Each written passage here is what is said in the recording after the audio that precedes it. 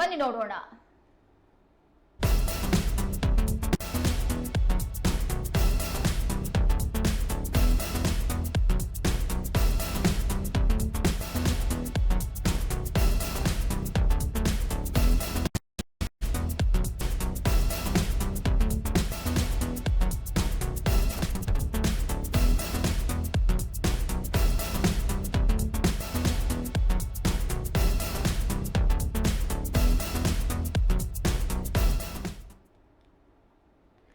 ಲೋಕಸಭೆ ಚುನಾವಣೆಗೆ ಟಿಕೆಟ್ ಘೋಷಣೆ ಬೆನ್ನಲ್ಲೇ ಬಿಜೆಪಿಯಲ್ಲಿ ಭಿನ್ನಮತ ಸ್ಫೋಟಗೊಂಡಿದೆ. ಮಾಜಿ ಸಚಿವ ಕೆಎಸ್ ಈಶ್ವರಪ್ಪ ಈಗಾಗಲೇ ಪಕ್ಷದ ನಾಯಕರ ವಿರುದ್ಧ ತಮ್ಮ ಅಸಮಾಧಾನವನ್ನು ಹೊರಹಾಕಿದ್ದು ಇದೀಗ ಬೆಂಬಲಿಗರ ಸಭೆಯನ್ನ ನಡೆಸಿದ್ದಾರೆ.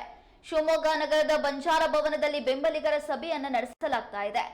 500ಕ್ಕೂ ಹೆಚ್ಚು ಬೆಂಬಲಿಗರು ಈ ಸಭೆಯಲ್ಲಿ ಪಾಲ್ಗೊಂಡಿದ್ದಾರೆ. ಕೆಲ ಅಭಿಮಾನಿಗಳು ಕಣ್ಣೀರು ಹಾಕಿ ಚುನಾವಣೆಯಲ್ಲಿ ಸ್ಪರ್ಧಿಸುವಂತೆ ಒತ್ತಾಯಿಸಿದ್ದಾರೆ. ಈ ಸಭೆಯ ನಂತರ ಮುಂದಿನ ನಿರ್ಧಾರ ಪ್ರಕಟಿಸುವುದಾಗಿ ಮಾಜಿ ಸಚಿವ ಕೆಎಸ್ ಈಶ್ವರಪ್ಪ ಹೇಳಿದ್ರು. ಹಾಗಾಗಿ ಈ ಸಭೆ ಕುತೂಹಲ ಮೂಡುವಂತೆ ಮಾಡಿದೆ. ಬೆಂಬಲಿಗರ ಒತ್ತಾಯಕ್ಕೆ ಮಣಿದು ಈಶ್ವರಪ್ಪ ಚುನಾವಣೆ ಅಖಾಡಕ್ಕೆ ಇಳಿತಾರಾ, ಇಲ್ಲ ಬಿಜೆಪಿ ಹೈಕಮಾಂಡ್ ಅವರ ಮನವೊಲಿಸುವಲ್ಲಿ ಯಶಸ್ವಿಯಾಗ್ತಾರಾ ಅನ್ನೋದು ಚರ್ಚೆಗೆ ಗ್ರಾಸವಾಗುವಂತೆ ಮಾಡಿದೆ.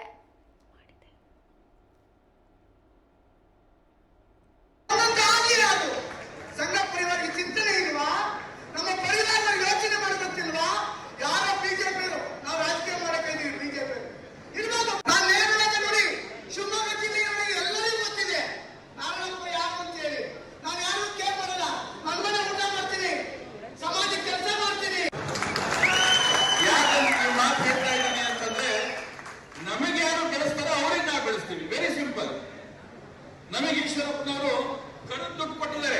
ಬನ್ನಿ, ನಾನು ಈ ಅನುದಾನ ಹಾಕೊಡ್ತೀನಿ, ನೀವು ಇದನ್ನ ಕೆಲಸ ಮಾಡ್ಕೊಳ್ಳಿ. ನಮ್ಮ ಸಮುದಾಯ ಭವನ ನಾವು ಬೆಂಬಲ ಸೂಚಿಸಿದ್ದೇವೆ.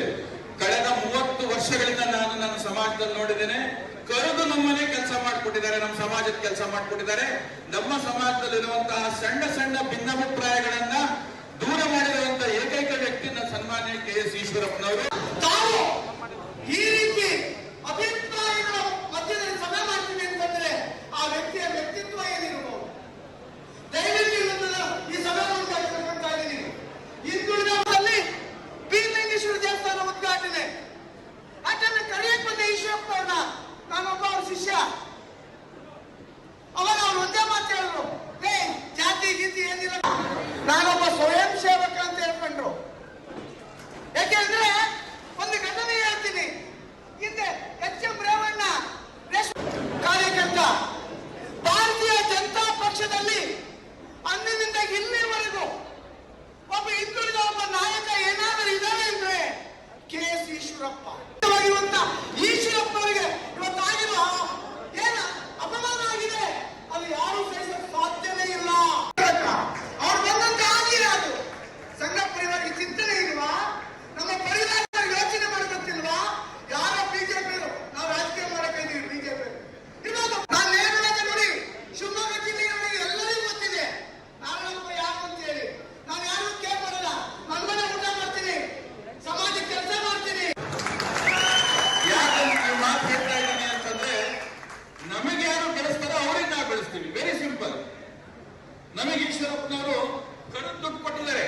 ಬನ್ನಿ, ನಾನು ಈ ಅನುದಾನ ಹಾಕೊಡ್ತೀನಿ, ನೀವು ಇದನ್ನ ಕೆಲಸ ಮಾಡ್ಕೊಳ್ಳಿ. ನಮ್ಮ ಸಮುದಾಯ ಭವನ ನಾವು ಬೆಂಬಲ ಸೂಚಿಸಿದ್ದೇವೆ.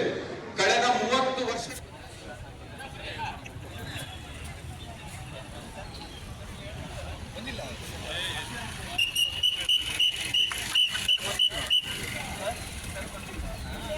ಅಲ್ಲವ್ರೆ ಮುಂದೆ ಅವ್ರಿಗೆ ಜಾಗ ಇದೆ.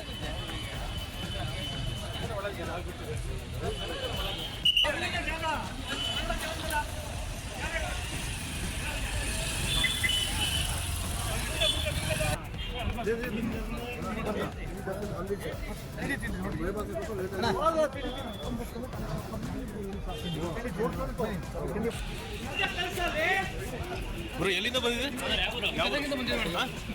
ಗದಗಿಂದ. ಮಂಜುನಾಥ್ ಪುಸ್ತಕದ ಅಂತಂದ್ರೆ ಈಶ್ವರಪ್ಪನವರ ಅಭಿಮಾನಿಗಳು, ಈಶ್ವರಪ್ಪರ ಅಭಿಮಾನಿ ಹಾಗೂ ಕಾಂತೇಶ್ ಈಶ್ವರಪ್ಪರ ಅಭಿಮಾನಿಗಳು.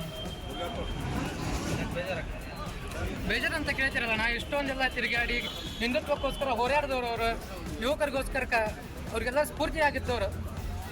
ಪ್ರತಿಯೊಬ್ಬ ಸಣ್ಣ ಕಾರ್ಯಕರ್ತರಿಂದ ಹಿಡಿದು ದೊಡ್ಡ ಕಾರ್ಯಕರ್ತರು ಮನೆಯವರೆಗೂ ಭೇಟಿ ಕೊಟ್ಟರು. ಅವರು ಎಲ್ಲ ಮಠಾಧೀಶರು ಎಲ್ಲರ ಮನೆಗೆ ಭೇಟಿ ಕೊಟ್ಟು ಆಶ್ವಾಸನೆ ಕೊಟ್ಟು ಈ ಸಲ ಅವರೇ ನಮ್ಮ MP ಗಳು ಅಂತ ನಾವೆಲ್ಲ ಆತುರದಿಂದ ಕಾಯ್ತಾ ಇದ್ವಿ.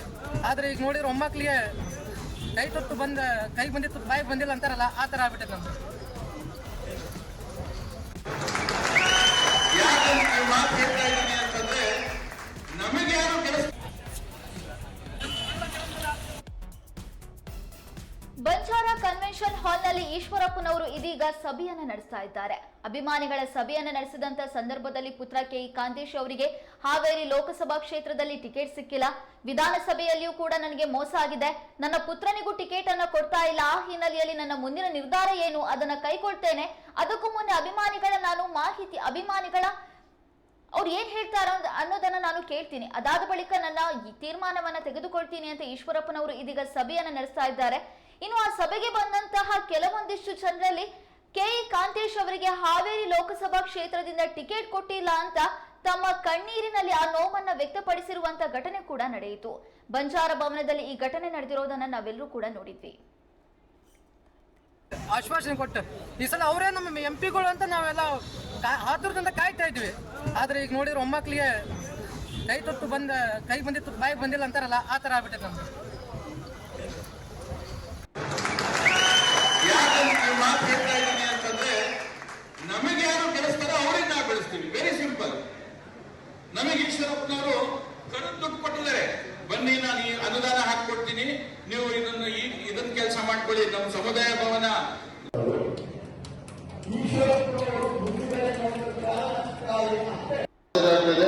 ದಯಮಾಡಿ ಸ್ವಲ್ಪ ನಿಂತ್ಕೊಂಡಿರೋ ಬೈಕೋಬಾರ್ದು ಅಂತ ಮನವಿಯನ್ನ ಮಾಡ್ತಾ ವಾಸವಿ ಸಮಾಜದ ಪ್ರಮುಖರಾದಂತಹ ಶೇಷಾಚಲ ಅವರು ಮಾತಾಡಬೇಕಾಗಿ ಮನವಿಯನ್ನು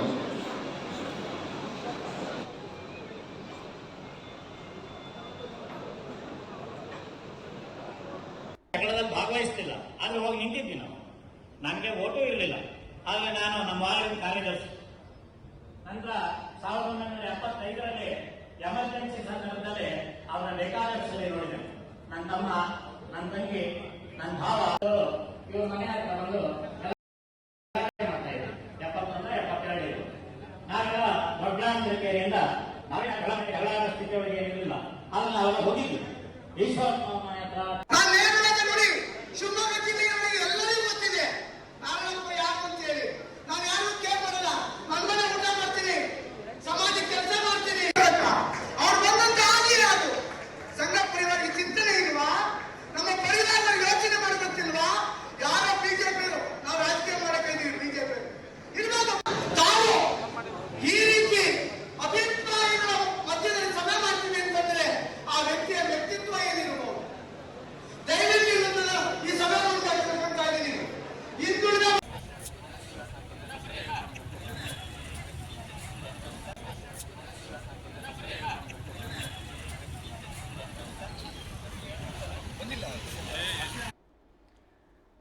ಲೋಕಸಭೆ ಚುನಾವಣೆಯಲ್ಲಿ ಹಾವೇರಿ ಲೋಕಸಭಾ ಕ್ಷೇತ್ರದಿಂದ ತನ್ನ ಪುತ್ರ KE ಕಾಂತೇಶ್ ಅವರಿಗೆ ಟಿಕೆಟ್ ಬೇಕೇ ಬೇಕು ಅಂತ ಮಾಜಿ ಸಚಿವ KS ಈಶ್ವರಪ್ಪನವರು ಪಟ್ಟು ಹಿಡಿದಿದ್ರು.